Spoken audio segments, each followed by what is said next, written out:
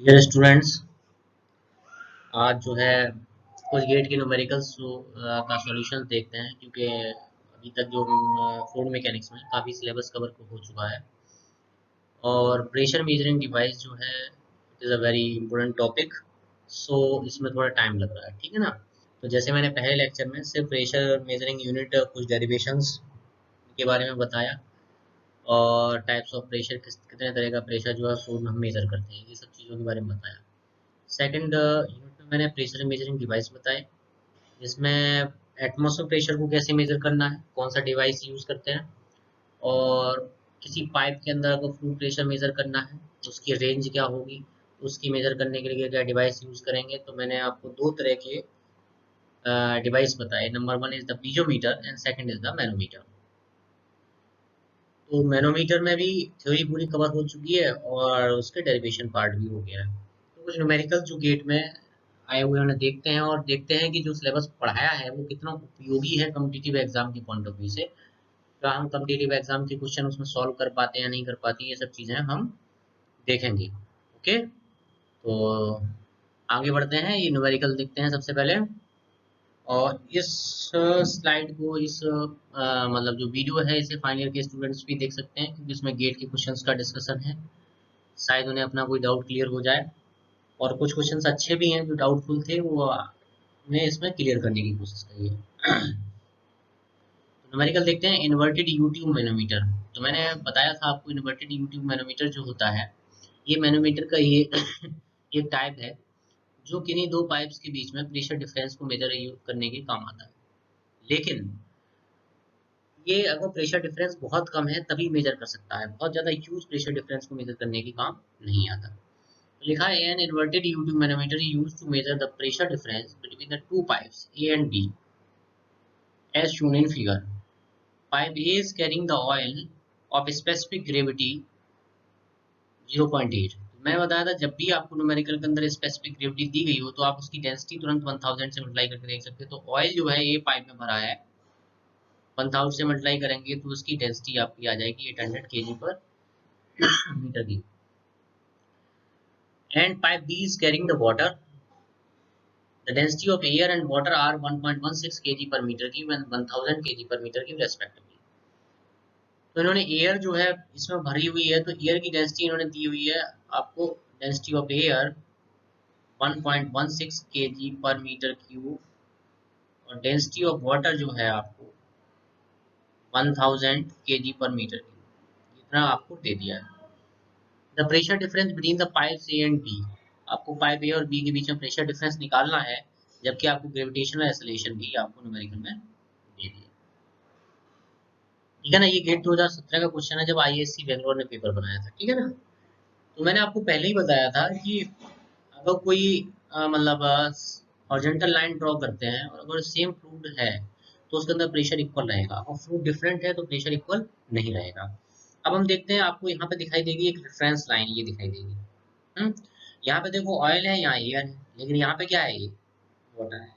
तो यहाँ pressure equal नहीं हो सकता। मान लीजिए यहाँ पे पॉइंट हमारा 1 है और यहाँ पॉइंट 2 है, तो हम यहाँ पे ये नहीं कह पाएंगे P1 is equal to P2, P1 is not equal to P2 यहाँ पे। हम क्या करते हैं, एक और देखते हैं लाइन यहाँ पे, यहाँ से एक हॉरिजॉन्टल लाइन ड्रॉ करते हैं। अगर यहाँ से मैं हॉरिजॉन्टल लाइन ड्रॉ करता हूँ तो ये लाइन इस तरह से आती है, ठीक।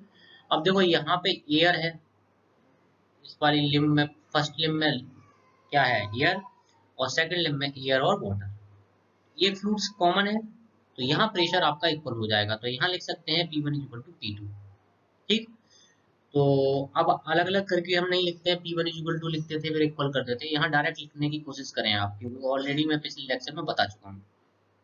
तो अगर पाइप के अंदर प्रेशर Pa है, ठीक है, हम इस रेफरेंस पॉइंट तक पहुंचने की कोशिश करते हैं, तो Pa ऊपर की तरफ जाएंगे तो माइनस, तो minus density of oil into G, कितने हाइट तक है, 0.2, 200 mm तक। फिर ऊपर और जाते हैं तो density of air into ji into कितने हाइट तक है, 0.08। अब हम यहाँ से चालू होते हैं और यहाँ तक पहुँचते हैं 0.2 तक, तो आपका हो गया पी बी माइनस वाटर की डेंसिटी इंटू जी इंटू कितनी हाइट हो गई, 100, 200, 300 और 380, तो 0.38। तो हम यहाँ से इस पॉइंट तक पहुंच गए, यहाँ से हम इस पॉइंट तक पहुंच गए। ठीक, अब हम अगर पीए ये कैलकुलेट कर लेते हैं सारी डेंसिटी को रख के, तो पीए माइनस 800 इंटू 10 दिया है, 10 जी की value into 0.2 minus 1.16 into 9.81 into 0.08 equal to PV minus 1000 into 9.81 into 0.38।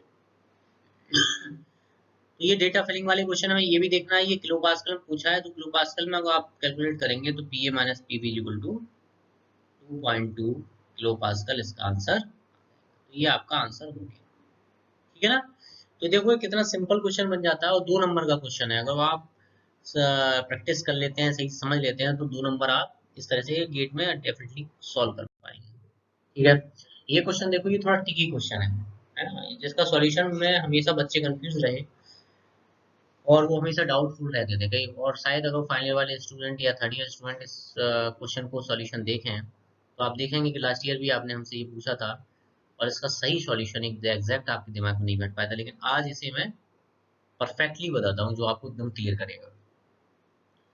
इस क्वेश्चन को बताने से पहले पहले मैं कुछ बात बताना चाहता हूँ, जैसे कि अगर जो किसी इंस्ट्रूमेंट के थ्रू मैं कोई प्रेशर मेजर करता हूँ, चाहे वो कोई भी इंस्ट्रूमेंट हो प्रेशर मेजरिंग का, चाहे मैनोमीटर हो, चाहे पीजोमीटर हो, चाहे मैकेनिकल गेज, अगर मैं उसे एटमॉस्फेयर में रख देता हूँ, ठीक है, ये मेरा इंस्ट्रूमेंट है, मैकेनिकल गेज है, इसके डायल पे ये रीडिंग दी गई है इस तरह से, ठीक है, ओके। तो अगर इसे मैं एटमॉस्फेयर में रख दूंगा तो P atmosphere is equal to ये 0 बताएगा, इसकी नीडल में कोई डिफ्लेक्शन नहीं है। लेकिन अगर मैं किसी पाइप के ऊपर होल क्रिएट करके यहाँ पे और इसे मैं पुट कर दूं, तो इसकी नीडल जो है डिफ्लेक्ट होगी, क्योंकि यह इसके अंदर जो फ्लूइड भरा है that will apply some pressure, ठीक। इससे हमें ये समझ में आया कि जो पाइप है, पाइप के अंदर जो प्रेशर है वो कौन सा प्रेशर है, गेज प्रेशर है, ठीक, एबव द एटमॉस्फेयर प्रेशर है। अगर जो गेज प्रेशर है, ठीक है ना, तो वो रीडिंग देगा। तो इसीलिए मैंने गेज प्रेशर की रीडिंग आपको मतलब डेफिनेशन क्या बताई थी, the gauge pressure is the pressure which is measured above the atmosphere pressure and it is measured by the instrument. किसी इंस्ट्रूमेंट के थ्रू जो प्रेशर मेजर किया गया है उसे ही हम गेज प्रेशर कहेंगे, ठीक। तो अब इतनी सी चीज हमें समझ में आ जाती है कि किसी भी पाइप के अंदर, किसी भी ट्यूब के अंदर कोई भी डिफ्लेक्शन आएगा, किसी मेजरिंग डिवाइस के अंदर डिफ्लेक्शन आएगा, तो वो किसकी वजह से आएगा, एब्सोल्यूट प्रेशर की वजह से नहीं आएगा, एटमॉस्फेयर प्रेशर की वजह से नहीं आएगा, उसके अंदर जो डिफ्लेक्शन आएगा वो आपका गेज प्रेशर की वजह से आएगा, ठीक। जैसे कि अब देखो इस डायग्राम को थोड़ा हम अलग तरीके से करते हैं, डायग्राम इस न्यूमेरिकल को डायग्राम से कर सॉल्व करेंगे। तो हमने बताया था ये डेटम लाइन होती है जहां से हम एब्सोल्यूट प्रेशर मेजर करते हैं, इसके ऊपर हम एक लाइन ड्रॉ करते हैं, उसे हम बोलते हैं एटमॉस्फेरिक प्रेशर। एटमॉस्फेरिक प्रेशर इसमें 76 सेंटीमीटर एच जी दे रखा है। गेज प्रेशर क्या है, the pressure measured above the atmospheric pressure, gauge pressure. तो जो डिफ्लेक्शन आएगा हमारा किसी भी डिवाइस के अंदर वो इस प्रेशर की वजह से आएगा, ठीक। वो वैक्यूम प्रेशर क्या है, the pressure below the atmospheric pressure, ये आपका वैक्यूम हो गया। तो किसी डिवाइस के अंदर डिफ्लेक्शन आएगा तो इस वैक्यूम की वजह से आएगा, ना कि हम यहाँ से यहाँ तक जोड़ दें। मान लीजिए ये 50 किलो पास्कल है और ये आपका 100 किलो पास्कल है, तो आपका जो डिफ्लेक्शन आएगा वो 150 किलो पास्कल के हिसाब से नहीं आएगा। The deflection is came only due to the gauge pressure 50 kilo pascal. तो जैसे मान लिया यहाँ वैक्यूम किसी का 50 किलो पास्कल है और आपका एटमॉस्फेयर प्रेशर 100 किलो पास्कल है, तो एब्सोल्यूट प्रेशर कितना हो गया, 50 किलो पास्कल। तो इस एब्सोल्यूट प्रेशर की वजह से डिफ्लेक्शन नहीं आएगा, इस वैक्यूम की वजह से ही डिफ्लेक्शन आएगा। तो आपको क्लियर हो गई होगी चीजें। तो इस न्यूमेरिकल के अंदर यही है और कुछ भी नहीं है, बहुत सिंपल है। न्यूमेरिकल देखो, in figure, if the pressure of the gas in valve A is 50 centimetre Hg vacuum, ठीक है, यानी कि इस बल्ब के अंदर जो प्रेशर है, वो प्रेशर क्या है, वैक्यूम प्रेशर है, तो वो एटमॉस्फेयर से कम होगा, ठीक है। तो PA is the pressure that is equal to 15 centimetre Hg, but it is in negative minus, और पी एटमॉस्फेरिक आपको दे रखा है 76 सेंटीमीटर एच जी। तो कह रहा है the height of the column H. तो height of the column H किसकी वजह से राइज होगी? गेज प्रेशर की वजह से। और कितनी राइज होगी? मरकरी की बराबर होगी 50 सेंटीमीटर। तो आप डायरेक्ट आंसर इस तरह से मार सकते हैं, कोई डाउट वाली चीज ही नहीं है। ठीक है ना, ये सिर्फ कंफ्यूज करने के लिए 2 नंबर का क्वेश्चन बनाया गया था। इसके बाद नेक्स्ट क्वेश्चन देखते हैं। Refer to the figure absolute pressure of the gas A in bulb. हमें एब्सोल्यूट प्रेशर ए निकालना है। तो सिंपल हम क्या करते हैं, ये आपका फर्स्ट लिम्ब है, इसके अंदर ये पॉइंट सिलेक्ट करते हैं और हॉरिजॉन्टल लाइन ड्रॉ करते हैं। तो देखो यहाँ मरकरी है, यहाँ मरकरी है, तो ये पॉइंट 2 है। तो यहाँ प्रेशर P1 इक्वल टू क्या होगा? P2 होगा। कोई प्रॉब्लम वाली बात ही नहीं है। ठीक है, अब हम इक्वेशन अपनी लिखना चालू करते हैं। यहाँ वाटर भरा हुआ है, तो PA नीचे की तरफ चलेंगे तो आप ऐड करोगे प्लस रो वाटर इंटू जी। आप कितनी हाइट करोगे? यहाँ से यहाँ तक, तो 10 5 5 15 17 0.17 इक्वल टू। हम इधर से चलेंगे तो हमें एटमॉस्फेयर प्रेशर को भी 0 लेके चलना है। तो यहाँ वाटर राइज हुआ rho W G into 0.05 plus mercury, rho mercury into जी इंटू 0.02। सिंपल है। तो हम देखते हैं, इसे सॉल्व करते हैं। तो आपका आता है P A plus 1000 into 9.81 into 0.17 equal to 1000 into 9.81 into 0.05 plus mercury की डेंसिटी 13600 इंटू 9.81 इंटू 0.0। अगर इसे आप कैलकुलेट करेंगे तो पी ए की वैल्यू कितनी आती है? पी ए की वैल्यू आप कैलकुलेट कर सकते हैं।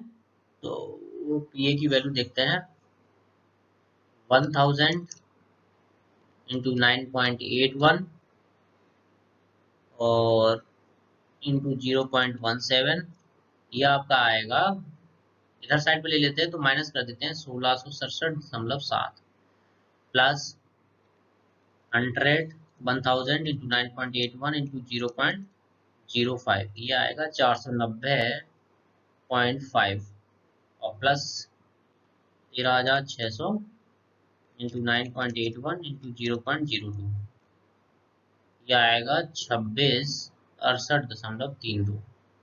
आप देख सकते हैं 490.5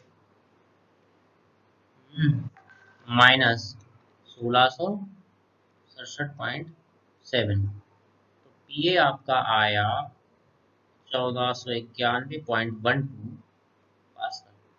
अब इसे का क्या करना है आपको? मरकरी के हेड में कन्वर्ट करना है। तो मरकरी के हेड में कन्वर्ट करने के लिए क्या करेंगे आप?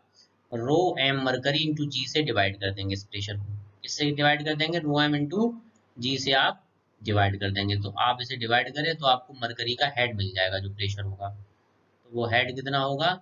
1491.12 divide by 13600 into 9.81 divide by 13600 divide by 9.81 into 1000 से मल्टीप्लाई कर दो 11 मिलीमीटर। तो लगभग आया एच इक्वल टू 11.17 मिलीमीटर। तो ये जो आया है, मैंने पहले ही बताया है कि एटमॉस्फेयर प्रेशर को 0 कराया तो एबव द एटमॉस्फेयर प्रेशर कराया। अब मैंने बताया था 1 atmosphere pressure is equal to 760 millimetre of H G. अगर आप एब्सोल्यूट प्रेशर निकालोगे तो वो क्या होगा? एटमॉस्फेरिक प्रेशर प्लस जो ये आया है 11.17, 760 प्लस 11.17 क्या हो गया? 771.2 mm। तो आपका A option is the right option. Simple है, आप घर पे सॉल्व करके इसे देख भी सकते हैं दोबारा करके। अब ये क्वेश्चन देखो, इस क्वेश्चन को भी बड़ी इजी तरीके से हम सॉल्व करेंगे। A mercury manometer is used to measure the static pressure at a point in water pipe as shown in figure. The level difference of the mercury in the two limb is 10 mm. ये आपको as they दिया 10 mm. The gauge pressure at that point. यहाँ जब भी कभी इस तरह का न्यूमेरिकल आए, मैं पहले ही बता दे रहा हूँ, कभी मैनोमीटर इस तरह से कनेक्ट हो और A पॉइंट है, ये B पॉइंट है और आपका जो फ्लूइड भरा है मरकरी वो राइज हो गया मान लीजिए H हाइट। तो हमेशा इसका एक डायरेक्ट फॉर्मूला याद रखो, PA minus PV equal to density of mercury minus density of water into G into H। ज़्यादा रेफरेंस लाइन ड्रॉ करके टाइम वेस्ट करने की कोशिश मत करो, सिंपल आप डायरेक्टली लिख लो। तो यहाँ पे बी पॉइंट पे कनेक्ट नहीं है, तो पी ए इक्वल टू हो गया rho mercury minus rho water into जी इंटू एच। तो ये हो गया 13,600 माइनस 1000 इंटू 9.81 इंटू एच कितना 10 इंटू 10⁻³ तो आपका आ जाएगा 1236 पास। सिंपल है, तो आप बहुत जल्दी निकाल सकते हो। आपको एक्सपर्ट बनना पड़ेगा अगर जो आप स्कोर अच्छा करना चाहते हो। आपको एक चीजें इतनी आसानी से आनी चाहिए कि वहाँ कैलकुलेशन वगैरह आपको करनी ही ना पड़ेगा। You will move on directly to the point, direct solution पे पहुंचे, तभी आप वहाँ पे स्कोर अच्छा कर सकते हैं। अदरवाइज आप नहीं कर सकते किसी भी एग्जाम में अच्छा स्कोर। जो स्टूडेंट टॉप करते हैं ना, वो बहुत ज्यादा प्रैक्टिस करके आते हैं, उन्हें सारे क्वेश्चंस पहले ही पता होते हैं, पता होता है इस क्वेश्चन में कहाँ पे मूव करना है, तो वो केवल उन्हीं क्वेश्चंस में टाइम देते हैं जिन क्वेश्चंस में जो है मतलब डिफिकल्ट है, उन्हीं क्वेश्चन में वो टाइम देते हैं और वो अच्छा स्कोर करते हैं। आगे देखते हैं, the force F needed to support the liquid of density D and vessel on the top. ये कह रहा है कि ये वो कोई लिक्विड भरा हुआ है, यहाँ पे पिस्टन रखी हुई है, तो कितना फोर्स लगाना पड़ेगा। तो सिंपल से बात है, आपको फोर्स इज इक्वल टू पता है प्रेशर इनटू एरिया। इसका आपको एरिया दे दिया है इन्होंने ए, और यहाँ जो फ्लूइड भरा है उसकी density rho is equal to दे दी टी। ठीक, अब जब आपको पता है कि जो हाइड्रोलिक प्रेशर है P is equal to rho ji h, तो रो अगर कांस्टेंट है, जी कांस्टेंट है, तो it is directly proportional to h. Pressure जो है is not the function of area, is not the function of area. Pressure जो है एरिया का फंक्शन नहीं, हाइड्रोलिक प्रेशर। तो यहाँ इस बात से कोई फर्क नहीं पड़ेगा कि ऊपर डायमीटर कम है नीचे डायमीटर ज्यादा है। तो हमें क्या करना है, यहाँ पे प्रेशर देखना है, यहाँ पे प्रेशर कितना है इस सरफेस के ऊपर, मात्र प्रेशर इस सरफेस के ऊपर प्रेशर कितना है, तो इस सरफेस के ऊपर pressure rho G into H होगा। तो यहाँ हाइट कितनी होगी एच, रो कितना डी इंटू जी इंटू एच, तो डी जी इंटू एच। तो फोर्स इज इक्वल टू क्या हो जाएगा, एरिया से मल्टीप्लाई कर दो D G into H into A. Simple है बी ऑप्शन, ज्यादा दिमाग लगाने की आवश्यकता नहीं है। इसके बाद नेक्स्ट क्वेश्चन है जो कि मैंने लास्ट में आपको ये पढ़ाया भी था कि मैनोमीटर में अगर रिजर्वायर ऐड कर देते तो उसे क्यों करते हैं और क्या कारण है उसके। ये बहुत इंपॉर्टेंट क्वेश्चन है। तो क्या करते थे, जैसे कोई पाइप है, एक पाइप है उसके अंदर ये मैनोमीटर कनेक्ट कर दिया, यहाँ मैंने रिजर्वायर लगा दिया था एक बड़ा सा, उसके अंदर जो है एक लिम्ब लगा दी थी, है ना। तो जो लिम्ब का यहाँ पे राइज होता था एच, वो हम डायरेक्टली कैलकुलेट करके बता देते थे और बताते थे कि इंडस्ट्री में इसका बहुत ज़्यादा एप्लीकेशन है, ठीक है ना। तो इस चीज़ को हम देखते हैं कैसे टैकल करेंगे। क्वेश्चन देखते हैं कौन सा, मैंने हल्का सा आपको इसके बारे में बताया। क्वेश्चन है, the cross sectional area of one limb of the U2 manometer is made 500 times larger than the other. ये कह रहा है जो रिजर्वायर है उसका एरिया, मान लेते हैं कैपिटल ए, इसका एरिया स्मॉल ए है, तो capital A is the 500 times of small A. तो small A divide by capital A divide by 500, ये है, ठीक है, 500 times larger than the other, so that the pressure difference between the two limb can be determined by measuring the H on one limb of the manometer. The percentage error involved is, तो ये कह रहे हैं कि अगर हम reservoir add करा है तो उससे हमें फायदा ये है कि हम केवल H को कैलकुलेट कर लें, हम इधर साइड में ध्यान भी ना दें, तब भी हम प्रेशर कैलकुलेट कर सकते हैं। लेकिन उसकी वजह से एरर कितना आएगा, तो मैंने बताया था कि जब ये सिंपल H को काउंट करते हैं तो हमारा प्रेशर डायरेक्टली हो जाता है रो जी एच। अब इसमें निगलेक्ट हम क्या करते हैं, डेल्टा एच को। तो अब हम डेल्टा एच को भी काउंट करेंगे तो प्रेशर जो एक्चुअल प्रेशर आएगा वो क्या हो जाएगा, रो जी एच प्लस डेल्टा एच। तो कितना एरर आया हमें ये देखना है। तो परसेंटेज एरर क्या हो गया, जो आपका पी एक्चुअल जो आना चाहिए था minus P divide by P into 100, ये आपका परसेंटेज में आ जाएगा। तो पी एक्चुअल कितना, rho ji H plus delta H minus rho G into H divide by rho ji H, ठीक है, इंटू 100। तो ये सब कैंसिल आउट हो जाएंगे, तो क्या बचेगा, delta H divide by H into 100।